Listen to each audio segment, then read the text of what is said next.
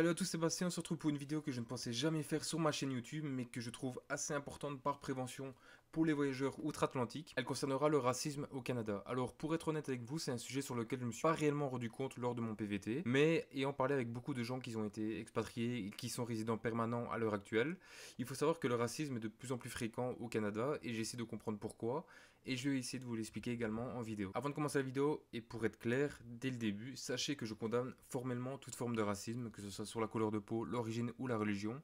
Je n'ai aucune haine envers aucune communauté. Je parlerai malheureusement beaucoup des Français car il s'agit de mon point de repère en tant que PVTiste.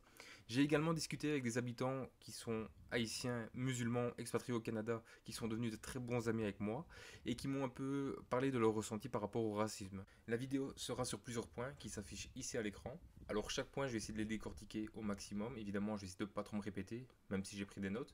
Et on va discuter de ça donc ensemble parce que j'attends de nombreux retours. Et comme dit en début de vidéo, je souhaiterais beaucoup faire une deuxième partie avec des témoignages de personnes qui ont et qui sont peut-être encore en train de vivre du racisme, que ce soit social ou peu importe la forme de racisme, pour faire prendre conscience aux gens que, comme je l'ai dit depuis ma toute première vidéo, que le Canada est un très beau pays, mais ce n'est pas non plus le pays des bisounours. Donc je souhaite vraiment avoir des retours, que ce soit en commentaire ou peut-être en vocal, et je vous ferai passer dans la deuxième partie de la vidéo où on pourra en parler ensemble plus librement. L'immigration au Canada a toujours été d'actualité car il a été construit sur l'immigration. Il faut savoir que le Canada est l'un des pays les plus multiculturels du monde. Tous les immigrants contribuent à l'économie du pays et parfois même à redéfinir la société, ce qui crée des changements qui ne sont pas toujours les bienvenus aux yeux de certains. Après cela, il faut comprendre que leur province est obligée économiquement et socialement d'accepter une immigration forcée. Ils en ont besoin, c'est relatif à l'économie du pays, donc c'est un fait qui est reconnu par le gouvernement. L'avis des Québécois canadiens sur la question, c'est assez délicat parce que ça va dépendre de tout à chacun. Malheureusement, c'est pas forcément évident à vivre pour les habitants d'origine. Ils savent qu'ils en ont besoin, mais ça ne veut pas dire que le bonbon est plus facile à faire passer. Beaucoup d'autres pays, provinces réagiraient de la même manière, c'est-à-dire qu'il n'y a pas qu'au Canada que les gens sont comme ça. C'est un petit peu partout quand des gens étrangers arrivent dans votre pays et peuvent vous voler votre travail, peuvent vous voler votre économie, peuvent vous voler des trucs que vous possédez naturellement alors que vous êtes battu pour les avoir. C'est sûr que vous allez avoir une réaction qui ne peut pas toujours être très positive et je les comprends parfaitement. En ayant discuté avec des amis qui sont d'Haïti, du Maroc et tout ça, qui sont devenus très proches grâce à mon PVT, il faut savoir qu'en général ils m'ont expliqué que les Québécois acceptaient tous les immigrants à partir du moment où ils acceptent de s'intégrer. Et encore une fois, je suis d'accord avec. Par contre, ce qu'ils n'aiment pas, c'est les Français qui arrivent chez eux en terrain conquis, qui critiquent tout et qui râlent tout le temps. Il est difficile de voir du racisme quand vous êtes à Montréal, qui est une ville multiculturelle.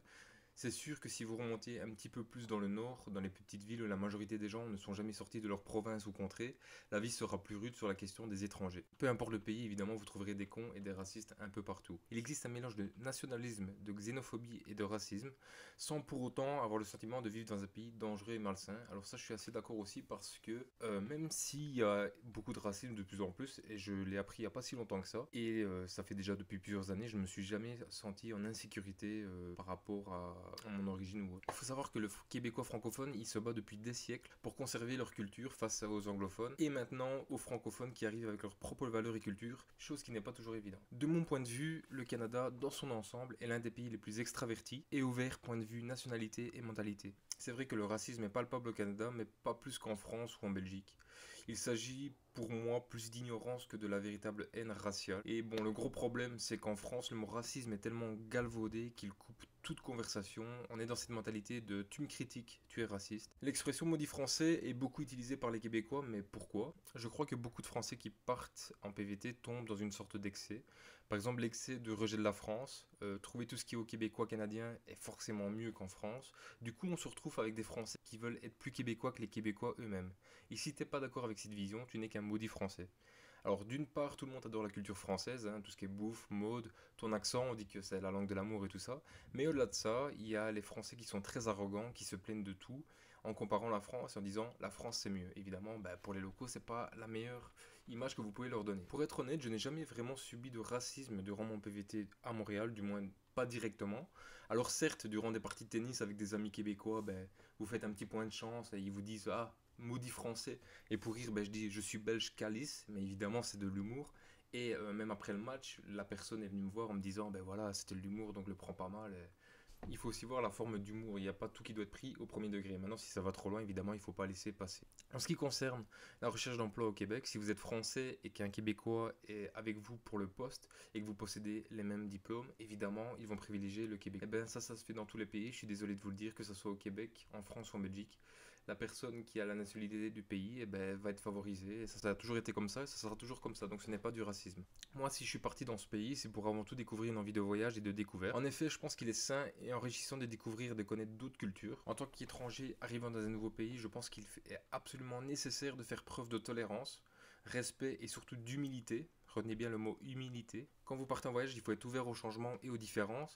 Et c'est pour cette raison que je me suis toujours efforcé d'être le plus courtois envers la population locale. Vous savez, des fois, il suffit juste de faire un petit sourire ou de dire un petit merci ou d'avoir une petite formule de politesse pour détourner des regards hostiles à toute forme de différence. Et c'est d'ailleurs en parlant avec quelques Québécois et j'ai pu me rendre compte, hélas, que certains Français avaient eu à se faire dévaloir. Ils ne confiaient que certains Français, ils voyaient les Québécois de haut, ils venaient ici en terrain, encore une fois, conquis, comme je vous l'ai dit précédemment. Évidemment, il y a des différences comme un peu partout dans tous les pays du monde.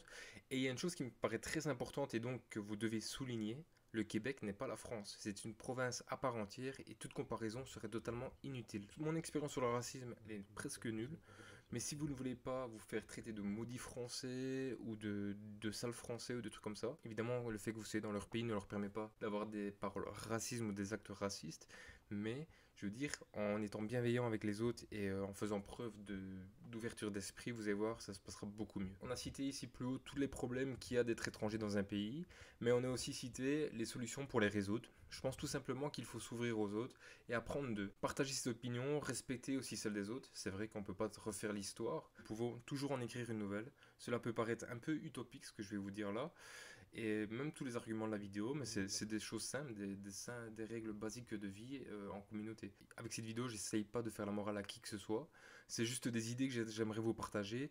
C'est très bateau comme discours, vous me direz-vous, mais parfois dans l'euphorie, on oublie qu'on n'est pas toujours chez nous et que la mentalité n'est pas la même qu'en Europe. Si vous rencontrez des personnes qui ne vous acceptent pas, peu importe vos efforts ou votre bon vouloir, passez outre et continuez votre chemin et ne vous créez pas des problèmes pour des personnes qui n'en valent tout simplement pas la peine.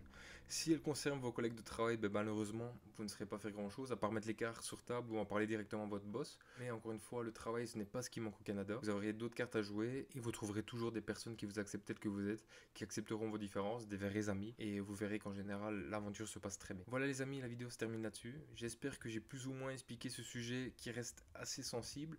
Témoignez-moi vos expériences sur le sujet qui m'intéresse. Le petit pouce bleu et abonnez-vous pour de prochaines vidéos. Salut à tous.